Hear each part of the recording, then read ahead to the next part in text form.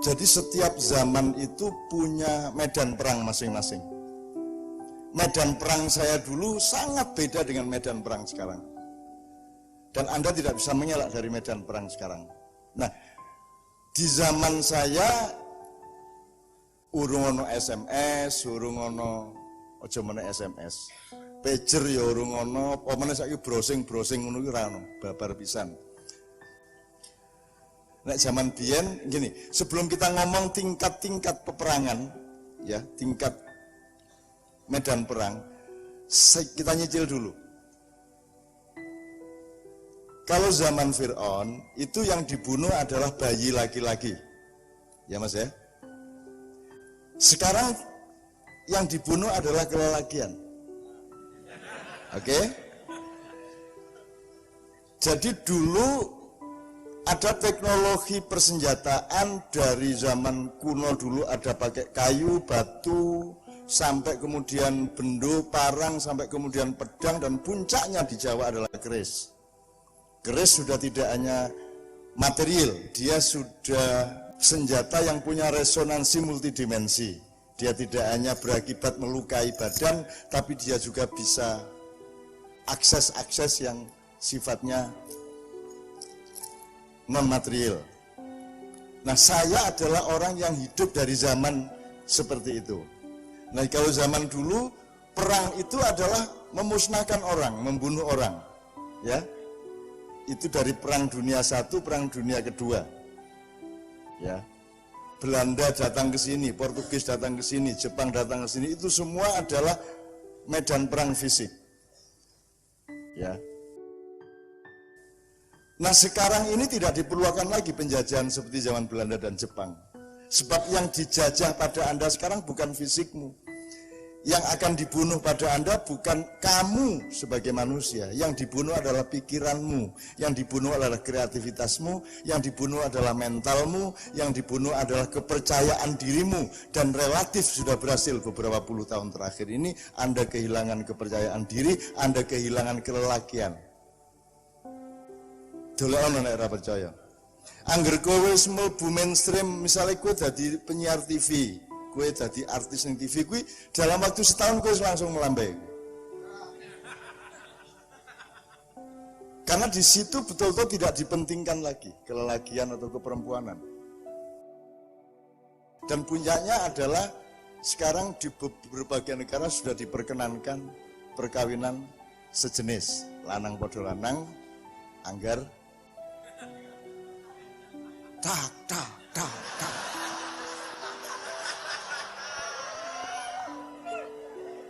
Wedok padha wedok, cepok.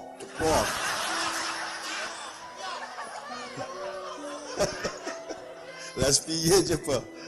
Asmi mbayangke wae angel to ya. Jadi sampai fisik dan materinya pun sudah dihilangkan gendernya. Dihilangkan zakarin wa unsa kalau di Al-Quran. Zakarin wa unsanya. Jadi zakarin wa unsa itu bukan muzakkar wa muannas. Quran itu tidak mengatakan aku ciptakan kamu laki-laki dan perempuan, tidak ada. Yang ada adalah aku ciptakan kamu menjadi makhluk yang punya unsur kelelakian dan punya unsur keperempuanan. Min zakarin wa unsa. Dibaca bahasa Arabnya. Baru waja'alnakum syu'uban wa qabaila. Syu'uban wa qabaila itu selama ini ya bangsa dan suku, ngono ta? Ora. Itu jenis karakter, genokologi, kecenderungan mental, kategori psikologi, macam-macam. Syu'uban wa qabaila itu macam-macam. Kue misalnya ya, duwe kanca gitu, niku suatu hari kue ning Amerika, kue ono lho ning Amerika mirip banget kancamu ning SD mbiyen. Meripate, itu namanya satu sya'bun ya. Jadi yang namanya syu'bun itu macam-macam, bukan hanya suku dan bangsa. Ini kalau diperluas, Anda tidak lahir pada hari kelahiran Anda itu, jari sopo. Wong kowe wis ngubek-ubek wetenge ibumu, wis marak ke ibumu mutah-mutah ra karo berarti kowe wis ana waktu kuwi. Maka kamu dianggap lahirmu adalah ketika salah satu sel sperma bapakmu itu dari sekian juta satu nempel di rahim ibumu, betul enggak? Sel telur. Satu kali bapak meniduri ibu, berapa juta sel telur yang dihasilkan oleh bapak? Miliar. Sekarang siapa yang menentukan satu sel telur untuk nempel di rahim ibu? Apa kok sing dipilih kuwi? Kok ora sijine? Padahal ada sekian miliar kemungkinan. Nah, di situ ada sejarah. Di situ ada kenyataan bahwa free will-nya tidak pada bapak dan pada ibu. Free will-nya terletak pada yang di belakang bapak dan ibu. Katakanlah kamu lahir ketika sel telurnya nempel. Gitu ya. Aning sel telurnya ra trimo ora aku iki iso nempel ngene iki mergo aku wis tahu perjanjian sadurunge.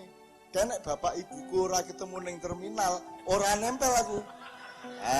Berarti ketika bapak ibu ketemu ning terminal kae, kamu sudah lahir. Hakikatnya. Ternyata bapak ibu itu juga diterusin ke belakang. Loh, ning aku ora iso. Ketemu bapak ning terminal kae, nek bapakku, berarti mbahe meneh. Terus kalau dicari sebenarnya Anda itu sudah lahir sejak Allah bilang kun fayakun, Anda semua sudah lahir aslinya. Nah, cuman untuk administrasi, untuk menggampangkan gitu, lahirnya adalah pas cepret kuwi njur kue nangis. Apa sebabnya bayi kok nangis? Itu didoleki. Sing murui nangis ki sapa? Apa kok kabeh bayi ora Afrika, ora Namibia, ora Azerbaijan, ora Jawa, ora Madura mesti nangis kabeh. Mbok didoleki. Jadi betapa ada subjek besar di belakang itu semua kan itu teman sekalian ya. Ada subjek besar. Jadi ini saja kalau kita cari kita akan mendapatkan kesadaran dan kenikmatan hidup yang luar biasa. Saya tidak akan meneruskan ini secara lebih mendalam. Tapi untuk kita ngomong mengenai persenjataan komunikasi yang Anda pelajari ini, Anda sekarang sudah punya persenjataan yang paling dibutuhkan hari ini dan masa depan. Sementara saya orang tua ini, dulu senjatanya bukan itu. Dan saya bukan orang yang bisa berperang di zaman ini gitu loh. Sekarang Anda yang harus menggantikan peperangan dan Anda tidak bisa mengelak dari peperangan itu. Oke. Ini sudah ngomong mengenai yang dibunuh pada Anda, sadari ya. Jangan sampai mentalmu terbunuh, jangan sampai kepercayaan dirimu terbunuh, jangan sampai imanmu terbunuh, jangan sampai semua faktor-faktor uluhiyah, faktor-faktor unsur ketuhanan dalam dirimu. Ini musyrik enggak ini? Ngomong unsur ketuhanan dalam dirimu ini? Enggak apa-apa? Faham ya? Apa yang selain Tuhan yang ada? Iblis itu selain Tuhan, yang bikin iblis siapa? Lah iya ya podo wae karo kowe ya. Podo. Posisinya sama, kamu, iblis, saya semua sama.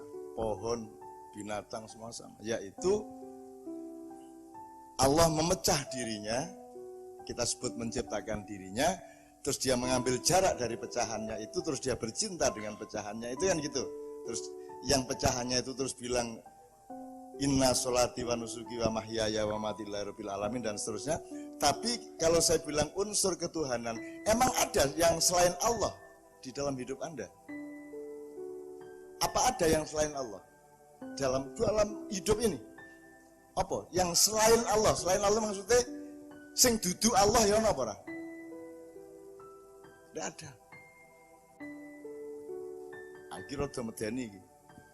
Engko Bali engko aja pidato ning gono ustad tidak ada loh selain Allah. Berarti sebenarnya aku ini juga semono juga. Terus engko sembahyang, insya Allah sembahyang kepada Allah.